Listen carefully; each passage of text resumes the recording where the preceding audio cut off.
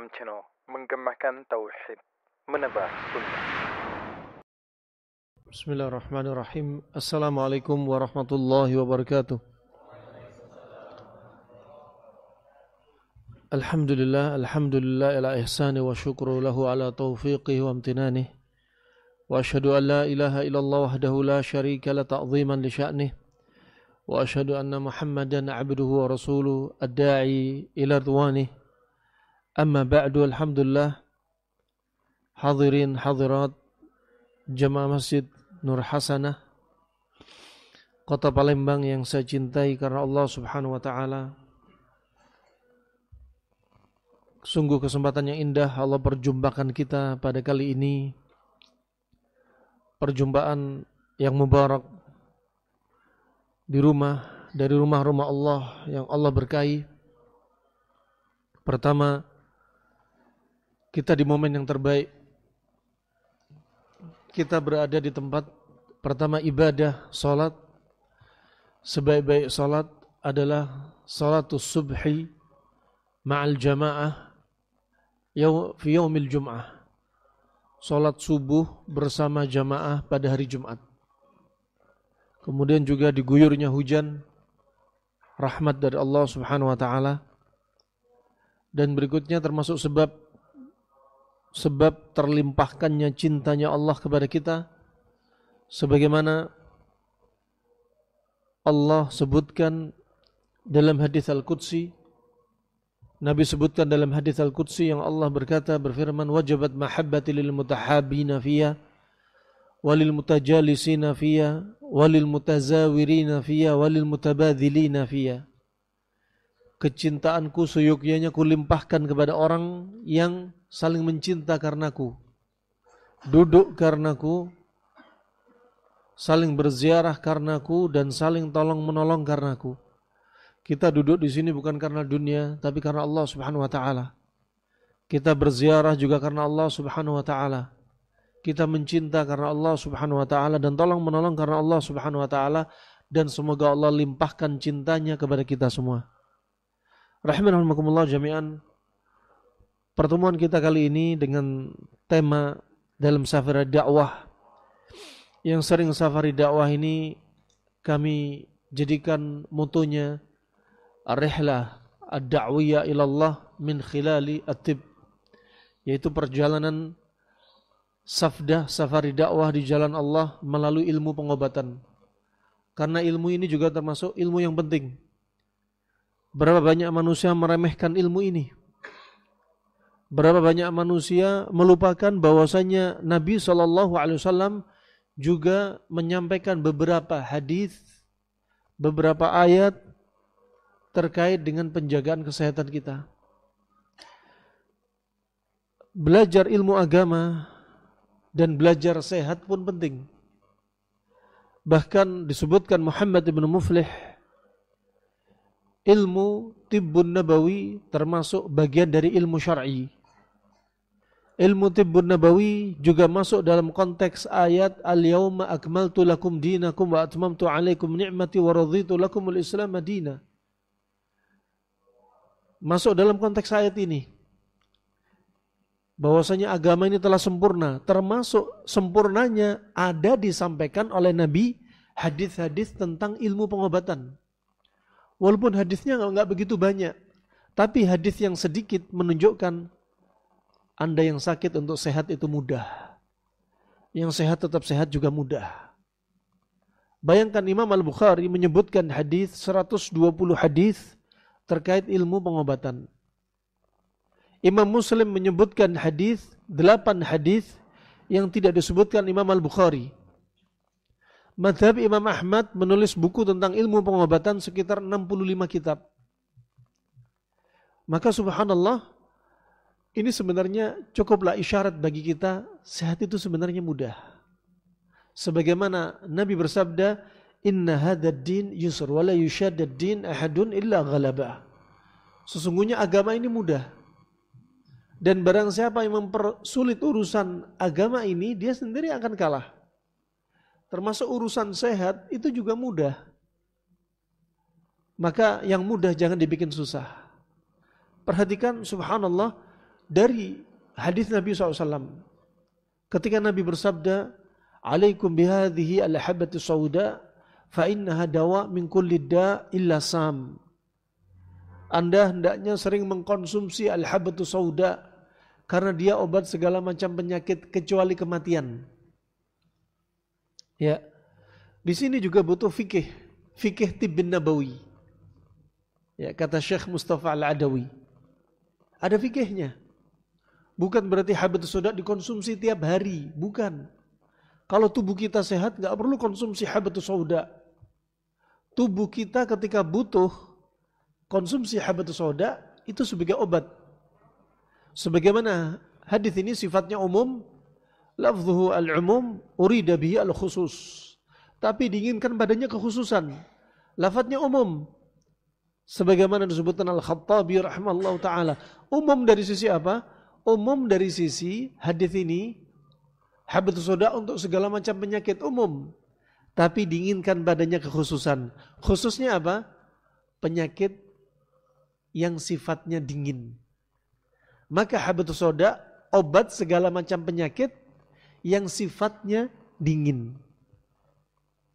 Kalau kita sebutkan nama penyakit, daftar penyakit dari 1 sampai sekian penyakit, kalau Anda lihat ada penyakit sifatnya dingin, kasih saja habatus sauda, simple. Kemudian sebaliknya, ada hadis yang sahih juga ketika Nabi SAW bersabda, "Alaikum bis-sanna wa sannud fa innahuma dawa'un min kulli da' illa sam." Hendaknya Anda sering mengkonsumsi senna dan sannud. Karena keduanya ini obat segala macam penyakit, kecuali kematian. Ternyata senna dan sannud ini herbal yang sifatnya dingin. Habatus sauda sifatnya panas. Jadi cocok untuk semua penyakit dingin. Senna dan sannud obatnya dingin. Cocok untuk semua penyakit sifatnya panas. Coba. Tinggal simpel. Penyakit enggak luput dari panas dan dingin. Mayoritasnya. Ya, kecuali ada kasus-kasus lain seperti kasus patah tulang dan lain sebagainya. Ini penyakit apalagi yang terkait dengan unsur karena makanan. Nah, berarti kalau ada penyakit sifatnya panas, senna dan sannud. Kita menemukan 2 hadis ini saja konsep bagi kita. Tinggal menentukan ini panas apa dingin. Rahmani wa rahmakumullah jami'an. Ilmu pengobatan ini ilmu yang menjadi perhatian para ulama di masa silam. Bukan hanya ilmu agama. Ilmu pengobatan juga. Kenapa? Karena penting. Berapa banyak ulama wafat gara-gara sakit. Sehingga para ulama membuat buku gimana mereka asetnya umat, para da'i, biar tetap sehat. Itu penting. Makanya kalau ada da'i, jangan disiksa perutnya. Datang dari jauh disodorin semua makanan. Ayo Tat, kita sudah masak ini. Enak, pokoknya antum harus makan. Walaupun jam 10 gak apa-apa. Nah, sudah kesana kemari diundang lagi, diundang terus. Dai usianya belum 50 tahun sudah wafat. Belum 40 tahun sudah wafat. Kenapa? Sibuk safar. Ya. Dan apa? Safar apa? Qit'atun minal adab. Safar ini termasuk potongan dari adab.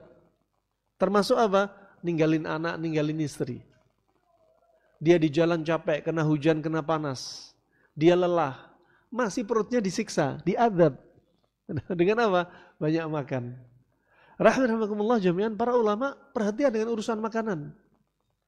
Ya, Imam Syafi'i wafat, meninggal, kenapa? Kena ambeien. Beliau banyak duduk. Dan beliau sebenarnya ahli dalam ilmu pengobatan. Beliau ahli memanah. Sampai kalau beliau memanah, 10 anak panah pas di tengah semua.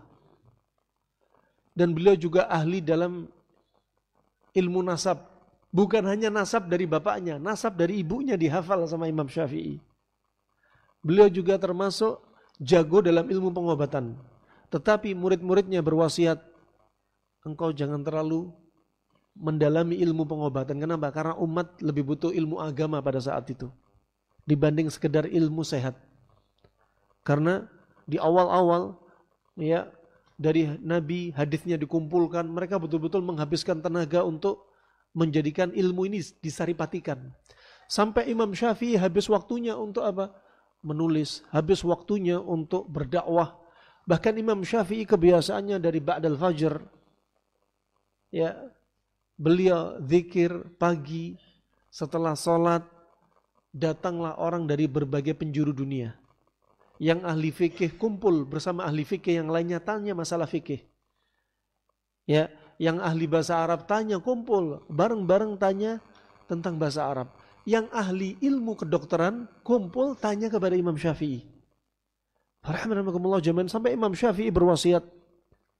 Ya, kata Imam Syafi'i rahimahullah taala, al-ilmu ilman. Ilmu itu ada dua. Ya, ilmu agama, ilmu al-fiqh atau ilmu agama, juga al-ilm fil abdan, juga ilmu tentang tubuh. Imam Syafi'i juga berwasiat, la taskunanna fil bilad alladhi laysa fi alim yuftik an dinik wa laysa fi tabib yumbi'uka an maradi jasadik. Janganlah kalian tinggal di satu negeri, dan negeri itu gak ada seorang dokter pun, gak ada seorang alim pun berfatwa tentang urusan agama kalian. Dan jangan di satu negeri gak ada seorang dokter pun yang mengkabarkan kondisi tubuh kalian. Coba. Imam Syafi'i juga berwasiat, ya, ma'alamu ilman ba'dal halali wal harami ambal min ilmi tib illa anna ahlal kitab ghalabuna alaih. Aku tidak mengetahui ilmu yang lebih penting setelah ilmu halal dan ilmu haram melainkan ilmu pengobatan. Tapi sayang, ahlul kitab sudah mengalahkan kita dalam ilmu pengobatan. Terjadi. Musim pandemi kemarin kiblat kita kemana? Kiblat kita mengarah ke Islam atau ke tempat lain? Kiblat dari sisi apa? Tawakal.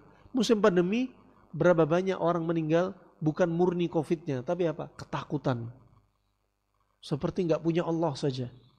Takut. Bapaknya sakit di rumah sakit, ibunya sakit, biarin isolasi mandiri sampai meninggal, nggak dijenguk sama anaknya. Takut berlebihan yang membuat manusia banyak wafat, di antaranya ketakutan yang berlebihan. Ya, rahimakumullah, ketika takut, tawakal lemah, dimanfaatkanlah sama jin COVID. Virus ada, COVID ada, memang ada virusnya. Tapi ketika hati kita lemah, jantung kita seperti benteng, ya, istana ini ada di dalam benteng dan penghuni istana adalah akal kita, istana itu jantung kita. Ketika benteng sudah lemah, tawakal sudah lemah, takut menguasai diri kita, ya, dendam amarah menguasai diri kita, maksiat menguasai diri kita, maka pintu gerbang kebuka, setan dan iblis masuk. Was-was terjadi saat itu, ya, banyak jadi korban. Dari sisi iman, dari sisi obat juga sebenarnya ada. Walaupun gak bisa nisbat tibun nabawi COVID pakai kustul hindi, tapi ulama kalau kita lihat hadis Nabi SAW, ketika Nabi bersabda, alaikum bihadal ud al-hindi, fa inna fihi sab'a ashfiyah, min hadatul janb. Dalam riwayat yang lainnya, dalam Imam Bukhari menyendiri, al-udhrah. Dalam riwayat Al-Hafidh Al-Mustakfiri disebutkan juga al-udhrah. Disebutkan hendaknya Anda sering mengkonsumsi kustul hindi. Bukan tiap hari, tapi ketika butuh. Karena dia sebagai obat 7 macam penyakit. Salah satunya Dhatul Janbi. Dhatul Janbi setelah disebutkan Ibnu Qayyim dan Al-Hafidh Ibnu Hajar, disebutkan adalah warmun fi ghisya'i as-sadr. Itu termasuk apa? Infeksi pada selaput paru-paru. Bahasa medisnya pleuritis. Pakai kustul hindi. Nah, dan kustul hindi dibagi para ulama di masa silam menjadi 2. Dhatul janbi haqiqi wa ghairu haqiqi. Haqiqi yaitu apa? Pleuritis tadi. Yang ghairu haqiqi yang menyerupai gejala-gejalanya. Gejalanya ada 5 yang mirip. Disebutkan apa? Zukam, pilek. Disebutkan koha, batuk. Disebutkan dzik tanafus, sesak dada. Disebutkan humma, demam. Disebutkan yang terakhir al-nabat al-minsyari, denyut jantung seperti gigi. Dan ini seperti gejala COVID. COVID berarti bukan termasuk dhatul janbi, tapi COVID masuk apa? Dhatul janbi ghairu haqiqi. Dan bisa dipakai Kustul Hindi tanpa menisbatkan Tibun Nabawi. Karena apa? Ghairu hakiki. Dan subhanallah banyak yang manjur. Kenapa? Orang yang kena COVID sifatnya dingin lembab. Kasih lawannya. Lawannya panas kering. Udah selesai. Makanya perlu belajar. Kita dikasih wabah dalam keadaan kita nggak banyak tahu ilmu agama, tawakalnya lemah. Padahal Allah sudah berfirman, wa tawakkal 'alal hayyil ladzi la yamut. Bertawakallah Anda kepada yang maha hidup, nggak pernah mati selamanya. Lah kita tawakal kepada dokter, tawakal kepada vaksin, tawakal kepada herbalis, tawakal kepada obat herbalnya, tawakal kepada terapis, tawakal kepada cara terapinya. Ini semua hanya makhluk Allah. Hanya perantara sebab. Harusnya tawakal hati kita digantungin kepada Allah Subhanahu wa taala yang maha hidup enggak akan pernah mati. Dokternya ada kena Covid. Terapis herbalnya ada kena Covid. Virus Covid-nya juga bakal mati. Allah akan membinasakan. Harusnya tawakal kepada Allah Subhanahu wa taala. Disinilah kita dikasih wabah sedang dalam kondisi lemah. Al-Hafidz Ibnu Hajar pernah ditanya, kapan wabah itu Allah turunkan? Kata Al-Hafidz Ibnu Hajar, lintishari zina wa fasyu al-fawahish. Kalau zina sudah merajalela, perbuatan keji merajalela, lihat Allah akan turunkan wabah. Kalau kita mau tanya, ada enggak wabah setelah ini? Bakal ada. Kapan? Tunggu aja. Gara-gara perbuatan maksiat kita, Allah akan munculkan wabah. Walaupun versinya ini makarnya orang-orang musuh-musuh Allah, ini makarnya orang barat, ini makarnya orang timur, ini gara-gara orang makan kelelawar. Apapun versinya, yang jelas itu wabah. Kenapa? Dosa kita. Jangan salahkan makhluk. Seperti sebagian manusia ketika lihat, ini tsunami karena apa? Pergeseran lapisan bumi. Yang disalahkan lapisan bumi. Kenapa mereka nggak berpikir, siapa yang menggeser lapisan bumi? Bukanlah Allah memerintahkan pasukannya, وَمَا يَعْلَمُ جُنُودَ رَبِّكَ إِلَّا هُ. Gak ada yang tahu pasukan Allah kecuali Dia sendiri Allah. Allah kirim pasukannya. Di California, ya, hektar yang rusak sama dengan hektar yang dirusak di Palestina. Kuasa siapa? Kuasa Allah. Mau bilang ini proses alam. Proses alam mau dibakar, mau proses makar, mau dibikin mall terbesar, apapun versinya, ini dari Allah Subhanahu wa taala. Melalui makar manusia dan belum lagi malaikat yang mengirim api dari langit. Melalui Allah, perintah Allah Subhanahu wa taala. Nah, orang yang mukmin gak pernah merasa aman dari makarnya Allah. Tapi pelaku maksiat, orang-orang kufar merasa nyaman. Tapi kita semua takut dengan makarnya Allah Subhanahu wa taala. Rahimakumullah jami'an. Demikian gempa bumi, tsunami, banjir, ya. Mereka hanya yang dipikir stop dengan dunia. Stop dengan dunia, tapi mereka nggak mikir ada di balik itu. Oh ini angin puting beliung, oh ini banjir karena ini karena itu. Kenapa nggak mikir? Karena dosa kita. Kadang kita sakit pikirnya apa? Oh kita kebanyakan makan, itu doang. Kadang kita mikir, oh ini kena virus, kena bakteri, oh ini kena jamur, oh ini kena ini dan itu. Kenapa nggak mikir? Penyakit itu karena dosa kita. Nah, makanya Allah berfirman, ma asabaka min hasanatin faminallah wa ma asabaka min sayyi'atin famin nafsik. Kalau Anda dapat nikmat dari Allah, nisbatkan kepada Allah. Tapi kalau Anda dapat penyakit, dapat musibah, dapat bencana, nisbatkan karena diri kita sendiri. Apakah ayat ini menolak takdir? Enggak. Takdir sudah dicatat. Kita kena apa, sakit apa, bencana apa, wabah apa, sudah dicatat. Tapi itu semua karena kita. Kita menjerumuskan diri pada sebab dan itu sudah dicatat dalam takdir. Kapan wabah akan diangkat, kapan sakit diangkat, juga sudah dicatat dalam takdir. Wa ma asabakum min musibatin fabima kasabat aydikum wa ya'fu an katsir. Dan tidaklah musibah yang menimpa kalian kecuali karena dosa kalian.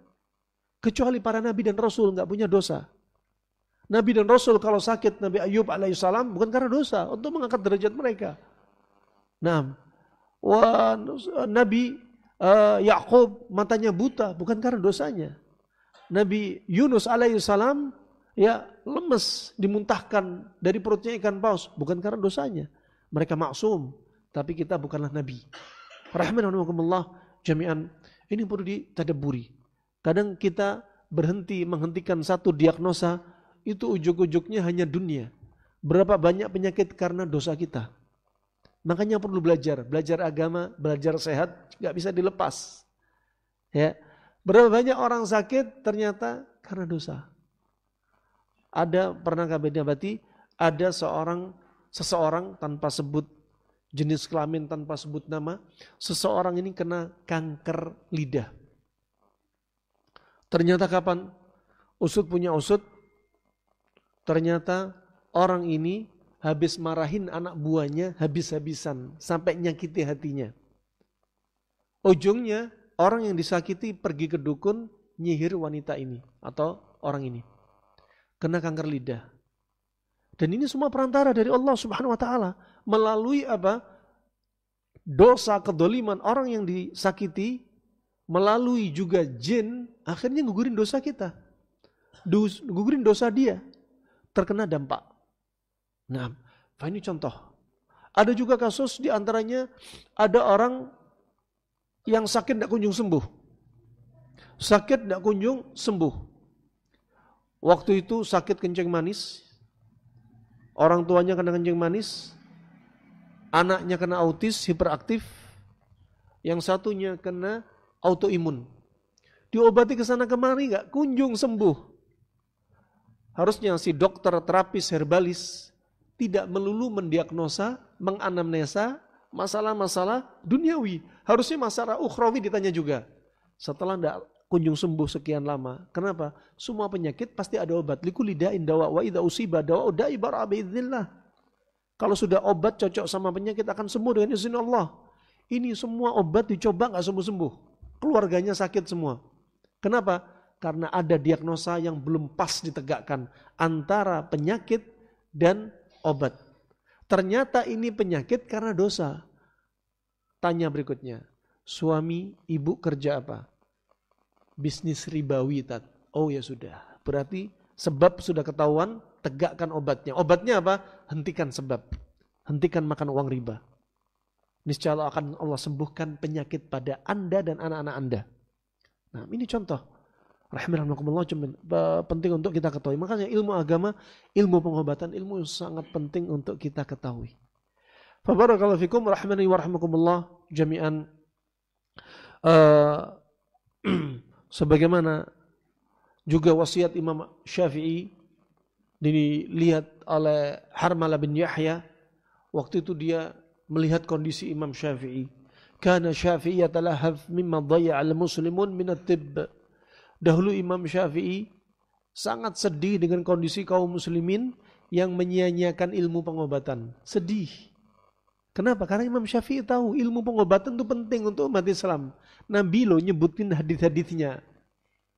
Tapi umat Islam ada yang nggak percaya sama hadis Nabi. Atau ada yang bilang pengobatan ala Nabi belum teruji coba. Contoh. Nabi sebutkan obatnya nyeri pinggang pakai ekor kambing. Ilaju irkin nasa aliyatul kibsh. Yudhab wa yujza thalatha. Wa yushrab ala riq. Likulli yawm juz' wa yushrab ala riq. Hadis riwayat Imam Ahmad, hadis riwayat Ibn Majah dari Anas bin Malik, disahkan oleh Syekh Muqbil, disahkan oleh Syekh Albani rahimahullah taala. Hadis ini hadis yang paling lengkap. Ada 5 tata cara mengkonsumsi obat. Satu-satunya hadis yang lengkap. Nabi bersabda, obatnya nyeri pinggang. Irqu an-nasa. Ilaju irqi an-nasa. Irq itu saraf. Keseluruhan tubuh ada sarafnya. Seperti kabel. Nasa itu khusus. Irq itu umum. Nasa namanya saraf yang menjulur dari pinggang sampai ujung jemari kaki. Itu namanya nasa. Kata Ibnu Qayyim rahimahullah ta'ala. Dalam Tibbun Nabawi. Kemudian kata Nabi SAW, ya, obatnya nyeri pinggang disebutkan di sini. Dan Ibnu Qayyim mengatakan apa sih irqun nasa? Disebutkan gejalanya. Gejalanya apa? Nyeri dari pinggang, pinggul. Kalau nggak diobati turun ke bawah, ke paha. Nggak diobatin turun ke betis. Nggak diobatin nyeri turun ke mata kaki. Nggak diobatin turun ke ujung jari jemari kaki. Nggak diobatin kaki bakal mengecil, gak diobatin, kaki bakal lumpuh. Ini cocok sama isialgia. Ada saraf terjepit di antara otot-otot. Ya, bukan HNP-nya. Tapi di antara otot-ototnya.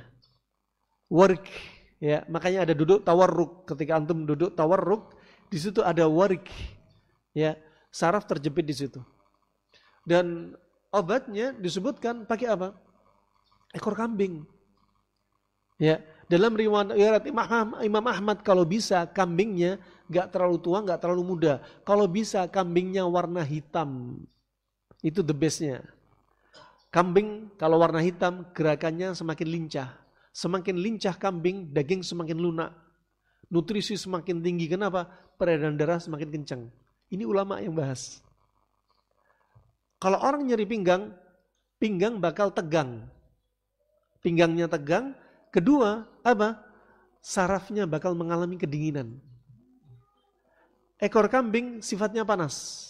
Dan dia ada reaksi mengendorkan saraf. Ini dari teori klasik. Kalau ada yang tegang, dikendorin. Kalau ada yang dingin, dipanasin. Ini teori berlawan-lawanan. Makanya Allah berfirman dalam firman Allah Subhanahu wa taala dalam surat Yasin ayat 36. Subhanalladzi khalaqal azwaja kullaha mimma tunbitul ard wa min anfusihim wa mimma la ya'lamun. Maha suci Allah menciptakan segala sesuatu berpasang-pasangan dari tumbuh-tumbuhan, diri Anda sendiri dan yang Anda tidak ketahui. Dan kata Syekh kami Syekh Yasin Al-Adni rahimahullah ta'ala, ya, dia menyebutkan, para ulama juga mengisyaratkan, min a'zami an-ni'am ayja'alullah lana ad-diddain. Termasuk nikmat yang paling agung, hikmah dari Allah, Allah menciptakan segala sesuatu berpasang-pasangan. Allah menciptakan segala sesuatu berpasang-pasangan. Ada syirik, ada tauhid, ada sunnah, ada lawan dari sunnah. Ada al-haq, ada al-batil. Ada taat, ada maksiat. Ada tobat, ada maksiat. Ada surga, ada neraka, ada langit, ada bumi, ada siang, ada malam, ada matahari, ada bulan, ada sehat, ada sakit. Nah, ada suka, ada duka. Terus, ya, di sini juga diciptakan apa? Dikabarkan dari Allah melalui malaikat Jibril kepada Nabi SAW, obatnya nyeri pinggang dikabari Nabi. Ekor kambing. Tapi sebagian manusia nggak percaya.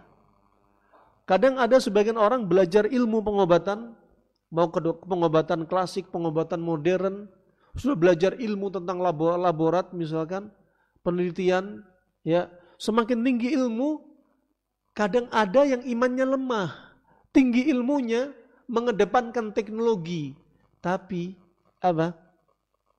Melupakan hadis Nabi SAW. Contoh terkait bulan Ramadan, Nabi mensyariatkan pakai ru'yah hilal, gak perlu pakai hisab, simple. Yang simple jangan dibikin susah. Begitu pula contohnya di sini pengobatan apa? Nyeri pinggang pakai ekor kambing. Orang-orang nggak percaya. Masa nyeri pinggang seberat ini yang harusnya dilakukan infrared, harusnya dilakukan terapi pemijitan. Ada yang harusnya pakai totok punggung, ada yang harusnya diakupunktur, ada yang harusnya difasdu, ada yang harusnya diterapi pijit, ada harusnya minum penurun nyeri, harusnya pakai vitamin. Ternyata ada cara singkat dari wahyu. Allah yang menciptakan diri kita, Allah yang menciptakan penyakit, Allah menciptakan obatnya. Allah nggak akan turunkan penyakit, Allah turun kecuali Allah turunkan obatnya. Nah, ada obat dari wahyu, nyeri pinggang, pakai ekor kambing. Mereka nggak percaya. Nah, mereka baru pengakuan mereka, kami akan beriman kalau ini ilmiah. Iman tidak ada kaitan sama ilmiah. Ilmiah nggak ilmiah. Kalau Allah dan Rasulnya telah berbicara, sudah sami'na wa ata'na. Nggak usah mikir berkali-kali. Seperti ketika Allah turun ke langit dunia, nggak usah mikir. Kalau Allah turun ke langit dunia di Indonesia, berarti arsnya Allah di Amerika kosong. Nggak perlu pakai ilmiah. Otak kita nggak menjangkau. Ada perkara-perkara hadis yang otak kita bisa menjangkau, sehingga seseorang beriman gara-gara ilmiah menurut mereka. Ada yang nggak kejangkau di otak, dan kita nggak bisa menguaknya. Kita harusnya tetap beriman. Tapi mereka menolak. Contoh ekor kambing. Hadis ekor kambing. Contohnya hadis tentang sayap lalat. Nah, waktu terkait ekor kambing, sebagian orang mengatakan nggak ilmiah, nggak teruji coba. Ternyata diteliti oleh ahli laborat, ekor kambing ini ternyata mengandung prostaglandin.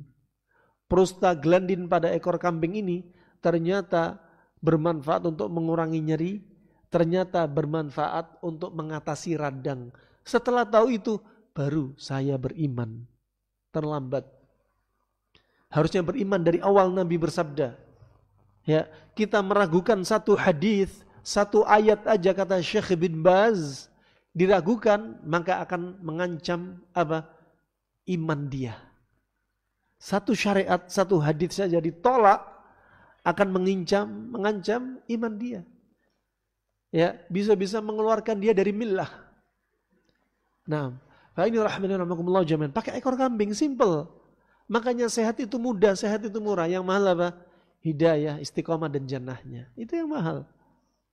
Nah, kalau kita perhatikan agama ini mudah. Inna hadza din yusr wa la yushaddid din ahadun illa ghalabah. Agama yang mudah jangan dibikin susah. Termasuk sehat itu mudah.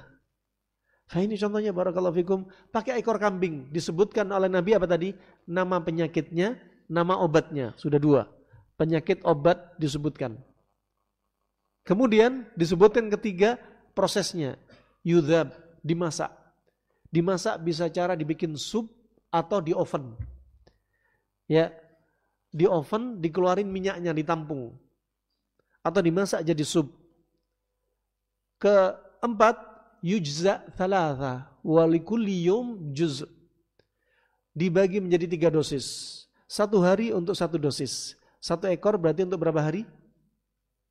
3 hari. Ngirit banget. Di Indonesia mungkin Anda dapat ekor kambing masih gratis. Mungkin dijual harganya murah. Di Jerman harganya melejit. Berapa banyak orang kufar meneliti hadis Nabi dan dipraktekin. Negeri kita banyak yang belum tahu. Atau tahu tapi masih banyak enggak percaya. Wah, kemudian berikutnya yang terakhir. Yushrab ala riq. Diminum ketika perut kosong. Kenapa ketika perut kosong? Biar enggak bercampur dengan makanan apapun. Biar reaksinya diserap maksimal. Ya Allah, ajaib. Ini rahmatullah jami'an. Makanya ketika Nabi SAW bersabda dalam riwayat Imam Bukhari, Imam Muslim, ya, likulli da'in dawa, ma anzalallahu da'in illa anzalallahu syifaan. Allah enggak akan turunkan penyakit kecuali Allah pasti turunkan obatnya. Dalam riwayat Imam Ahmad ditambah, alimahu man alima wa jahilahu man jahilah. Taulah orang yang tahu dan bodohlah orang yang bodoh. Artinya kalau ada penyakit dibilang enggak ada obatnya, berarti dia belum tahu ilmunya. Harusnya ada penyakit, harus ada obatnya. Karena Allah turunkan penyakit, Allah turunkan obat. Kalau dibilang autoimun gak ada obatnya, berarti kita yang belum tahu. Jangan bilang gak ada obatnya. Harusnya kita jawab, punten, saya belum tahu obatnya. Mohon maaf, saya belum tahu obatnya. HIV gak ada obatnya. Jangan bilang gak ada obatnya. Ngaku saja, rendahkan diri kita di hadapan Allah Subhanahu wa ta'ala. Rendahkan diri kita di hadapan syariat. Kita harus beristislam, berpasrah diri kepada Allah, kepada syariat ini. Di antara katakan, jangan menyombongkan diri, HIV gak ada obatnya. Ini sombong. Harusnya bilang, mohon maaf, saya belum bisa menguak obatnya. Kenapa? Karena Allah sudah, Nabi sudah bersabda. Dan hadis dan ayat Al-Quran itu termasuk jalur wahyu. Dua-duanya wahyu. Wa ma yantiqu 'anil hawa in huwa illa wahyu yuha. Nabi gak bicara dari nafsu, tapi wahyu diwahyukan. Termasuk hadis Nabi, wahyu. Ya, kalau Allah turunkan penyakit, pasti Allah turunkan obat. Kalau kita bilang HIV gak ada obatnya, hepatitis B gak ada obatnya, autoimun gak ada obatnya, asam urat katanya gak ada obatnya. Tunggu dulu. Ya, jangan jadi orang putus asa. Bilang saja dan jangan menyombongkan diri, kami belum bisa menguak obatnya. Kami lemah untuk menemukannya. Katakan seperti itu. Karena Allah sudah menyampaikan hal ini dari lisannya Nabi SAW. Ada obatnya.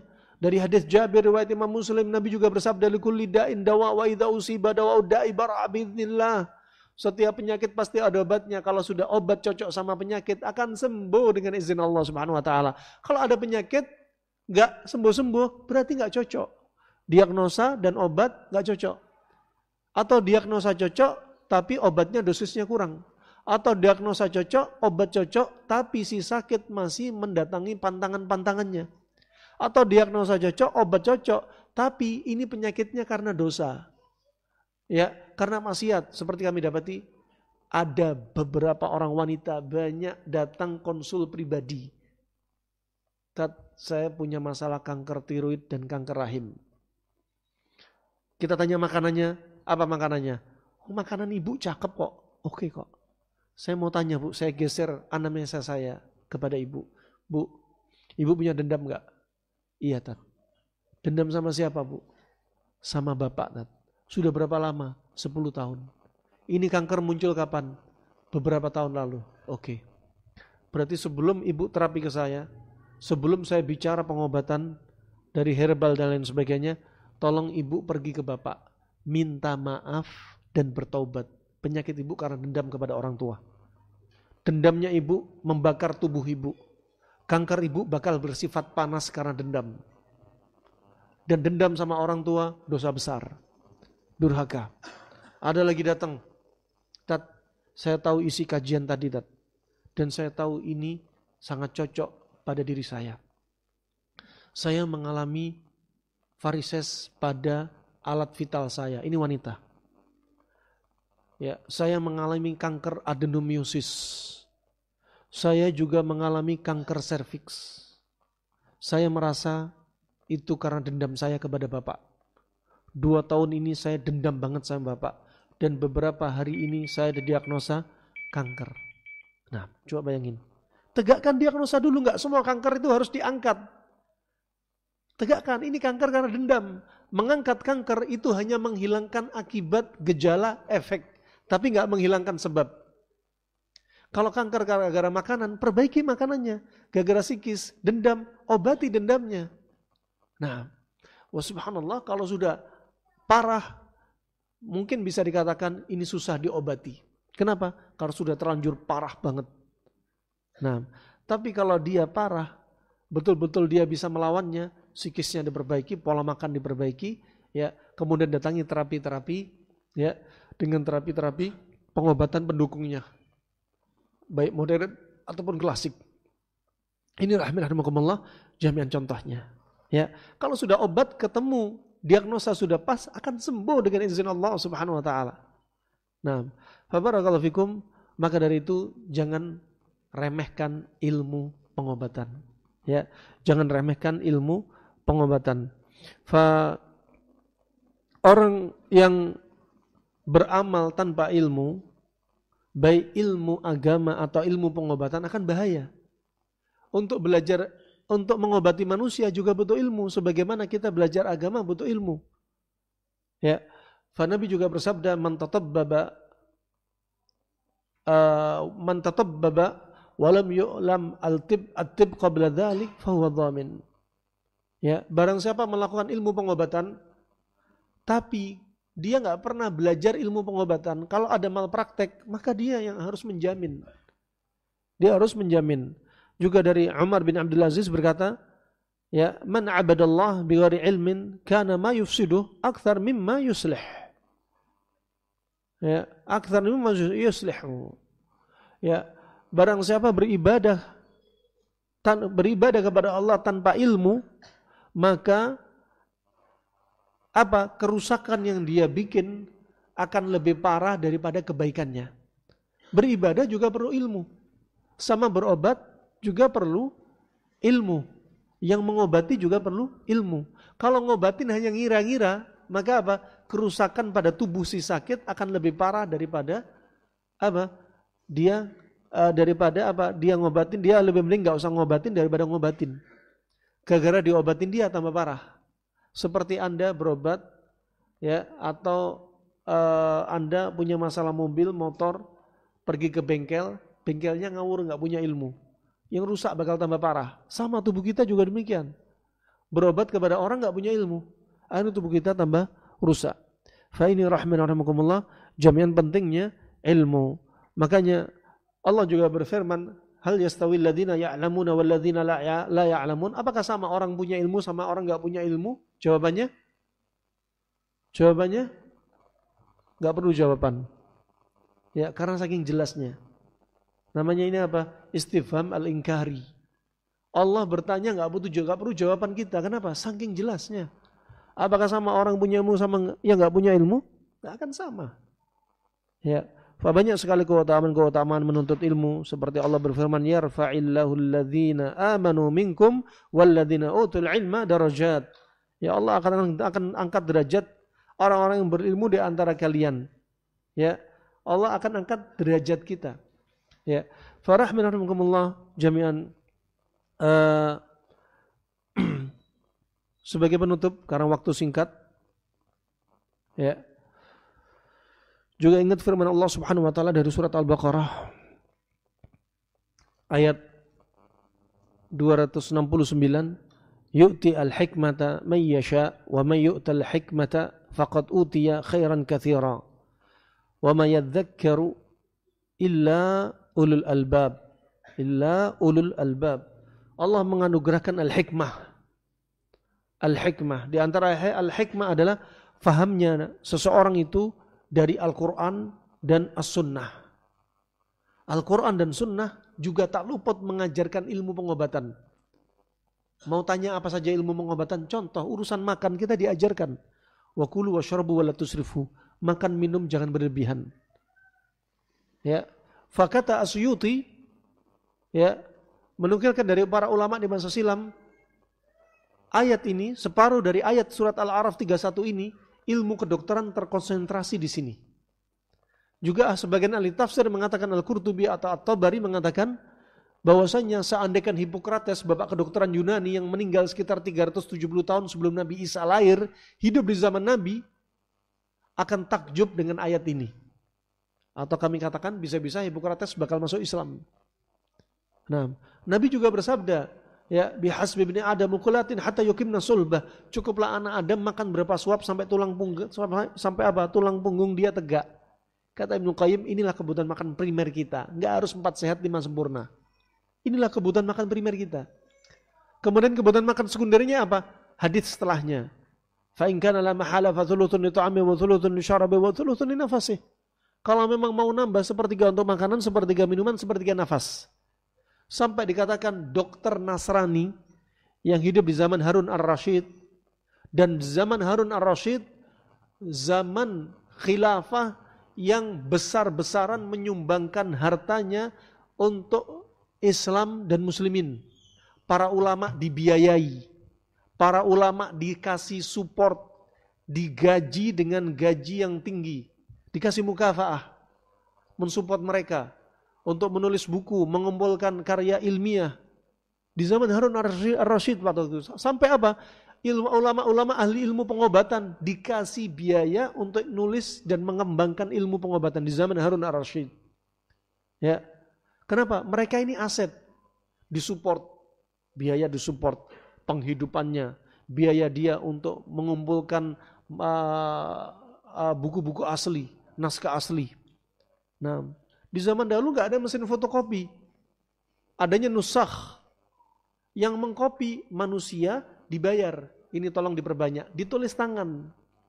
Di zaman kita tanda-tanda hari kiamat, buku banyak, tapi apa? Jarang orang baca. Buku banyak, kajian banyak, tapi banyak yang nggak beramal. Tanda-tanda hari kiamat. Termasuk tanda hari kiamat, banyak-banyakan masjid, tapi yang sholat sedikit. Nah, wa rahmanakumullah jami'an. Di masa silam ada dokter Nasrani yang mengkhidmah, ya, khilafah Harun ar-Rasyid sampai mutawakkil.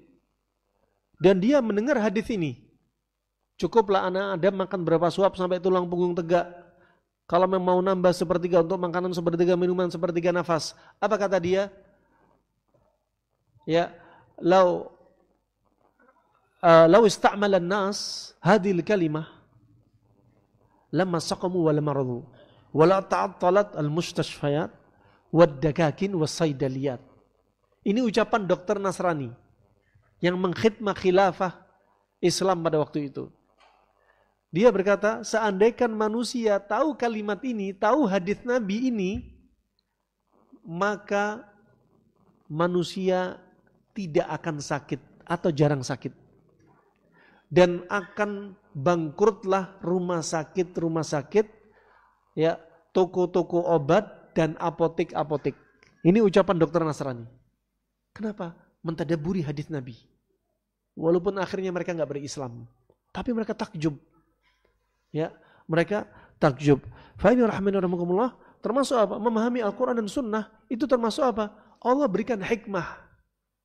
Dan barang siapa yang Allah berikan hikmah kepada mereka yang dikehendaki oleh Allah Subhanahu wa taala, ia benar-benar telah dianugerahi karunia yang banyak, dan hanya orang-orang yang berkalah yang dapat mengambil pelajaran, ya, yang mengingat inilah, yang berakal inilah yang bisa mengambil pelajaran dari firman Allah Subhanahu wa taala.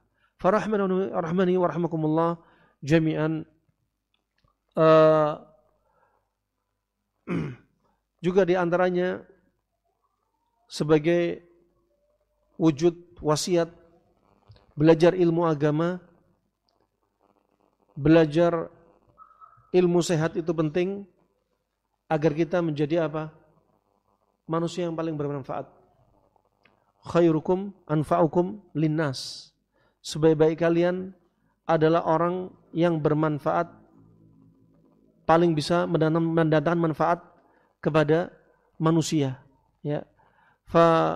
Juga ayat yang sangat agung dari firman Allah Subhanahu wa taala ketika Allah Subhanahu wa taala berfirman, "Wa man ahyaha faka'annama ahyan nasa jami'a."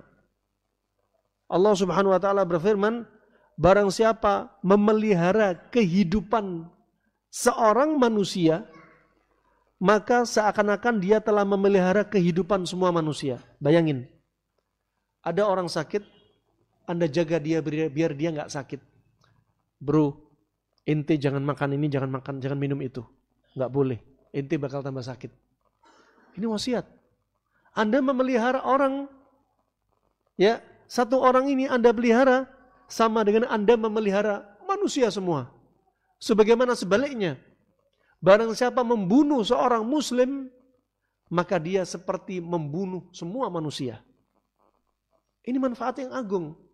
Makanya dalam satu hadis disebutkan, hadis riwayat Imam Ahmad, Al-Hafidz Al-Mustaghfiri, dan yang selanjutnya dan sanad yang sahih rijalul thiqat, disebutkan, Innallah idza habba abdan hamahu fid dunya. Allah kalau mencintai seorang hamba, Allah akan jaga hamba ini. Dijaga dari kesyirikan, dijaga dari maksiat, dijaga dari dosa besar, dijaga dari malapetaka, dijaga dari penyakit. Dijaga. Bagaimana cara menjaganya Allah? Disebutkan, kama yahmi ahadukum saqimahu minal ma' saqimahu at-ta'am wa syarab. Allah menjaga diri manusia yang dicintainya sebagaimana Anda.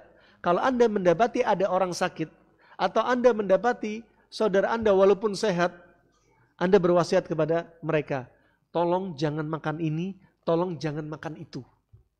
Ini makanan pantanganmu, ini makanan jadi obat bagimu. Demikian. Nah, kalau kita bisa mendatangkan manfaat untuk mereka, seolah-olah kita seperti memelihara kehidupan semua manusia. Masya Allah. Ini penting. Belajar ilmu agama, belajar sehat. Wah, juga dalam riwayat yang terakhir kami sampaikan dari riwayat Tabrani dari Ibnu Umar, bahwasanya pernah waktu itu ada seorang laki-laki datang kepada Nabi SAW.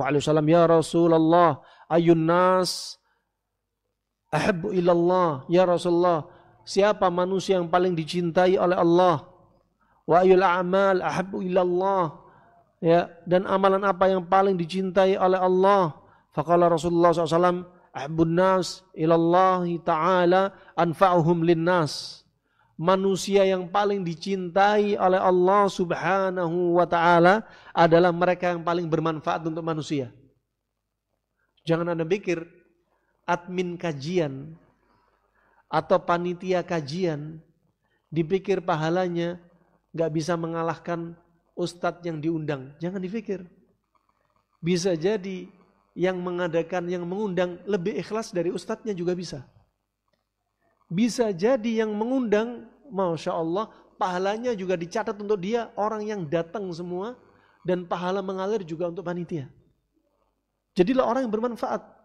Punya kemampuan bisa membantu saudaranya menyediakan fasilitas ambulan, sediakan ambulan. Orang yang butuh. Ya, antum punya kemampuan mengobati manusia, obati manusia. Punya kemampuan bisa ngajarin manusia untuk membetulkan kendaraan bermotor, iya betulin. Apa yang bermanfaat silahkan servis umat. Dan Anda akan jadi manusia yang dicinta oleh Allah Subhanahu wa taala. Ya, rubba amalin saghirin kabbarathu an-niyah wa rubba amalin kabirin sagharathu an-niyah, kata Abdullah bin Mubarak. Bisa jadi amalan besar jadi remeh di sisi Allah. Gara-gara apa? Niat. Ada orang Masya Allah nyumbang miliaran rupiah, tapi niatnya riya sum'ah, hina di sisi Allah. Ada orang amalannya rendah, hanya nyingkirin duri di jalan. Ikut ngobatin saudaranya yang sakit, dikasih uang walaupun dikit untuk beli obat. Ya, jadi besar di sisi Allah gara-gara apa? Niatnya. Jadi apa? La tahkiruna minal ma'rufi syai'an. Anda jangan remehkan kebaikan sekecil apapun, jangan remehkan. Karena niat akan menjadi besar. Karena niat baik kita ikhlas karena Allah Subhanahu wa taala menjadi besar di sisi Allah Subhanahu wa taala. Wa ahabbul a'mali ilallah sururun tudkhiluhu ala muslim. Dan amalan yang paling dicintai oleh Allah Subhanahu wa taala apa? Anda membuat manusia, seorang muslim bangga, bahagia. Makanya muslim itu jangan ditakut-takuti. Ya, kita seperti apa? Ngagetin orang sebenarnya nggak boleh. Seperti di musim pandemi, orang-orang ditakuti, dikasih pocongan. Awas kalau Anda nggak pakai masker, nasibnya seperti dia. Nggak boleh. Ya, basyuru wala tunafiru, taisiru wala tuasiru. Kasih kabar gembira, jangan dikasih kabar nakut-nakutin. Ya, nah Nabi SAW ayarwi a'akha. Nabi melarang seseorang menakut-nakuti saudaranya. Ada sahabat bangun malam waktu itu ketika dia masih sadar diri, yang lainnya lagi istirahat, dia lagi cari seutas tali. Nabi melihat tali mau dibikin apa? Nakut-nakuti sahabat yang lain yang tidur biar dipikir ular. Dilarang sama Nabi. Nakut-nakuti jangan. Makanya apa? Masukkan kebahagiaan kepada siapa? Hati seorang muslim. Masukkan kebahagiaan kepada istri kita, anak kita, orang terdekat kita, tetangga kita, teman kita. Wa tabassumuka fi wajhi akhika sadaqah. Ya, senyumnya Anda kepada saudara Anda sedekah. Datangkan rasa bahagia. Ketika ada orang sakit, Nabi sering bersabda, ketika berkunjung kepada sahabiah yang perempuan, Nabi berkata, absyiri, kabar gembira untukmu. Ketika Nabi berkunjung kepada sahabat yang sakit dari laki-laki, absyir, kabar gembira. Nabi kadang bersabda apa? La ba'sa tahurun insyaallah, tak mengapa, dosamu digugurkan, ntar lagi kamu sembuh. Ada tasliyah, hibur mereka. Ketika ada orang wafat, anjurannya apa? Untuk kita takziah, untuk apa? Tasliyah, menghibur mereka. Ketika ada orang sakit, hibur mereka, kabar gembira, ntar lagi sembuh.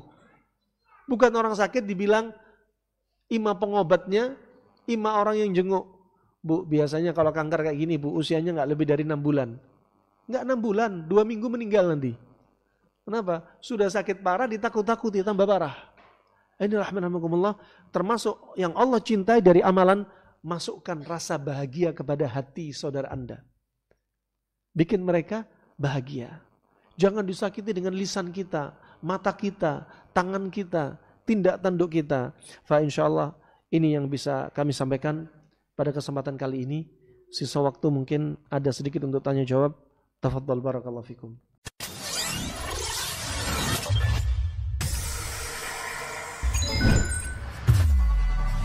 Darussalam Channel, menggemakan tauhid, menebar sunnah.